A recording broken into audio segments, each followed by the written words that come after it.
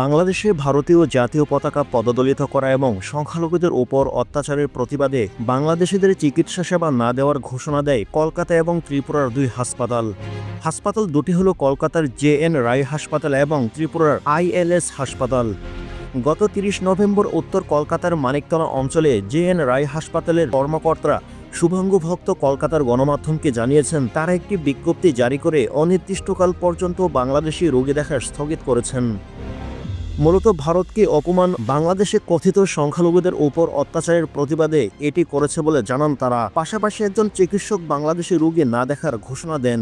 Team TRC হৃদয়ে ধারণ করে বাংলাদেশ, দ্য রিয়েল কনসালটেশন, স্বচ্ছ ভ্যাট আইনে দক্ষ ন্যায্য ভ্যাট প্রদানে। ইন্দ্রনীল সাহা নামের ওই চিকিৎসক সামাজিক যোগাযোগ মাধ্যমে একটি পোস্ট লেখেন, বুয়েট ইউনিভার্সিটির প্রবেশ পথে ভারতীয় জাতীয় পতাকা বিছিয়ে রাখা হয়। চেম্বারে বাংলাদেশের রোগী দেখা আপাতত বন্ধ রাখছেন তিনি। আগে দেশ পরে রোজগার বলে উল্লেখ করেন তিনি।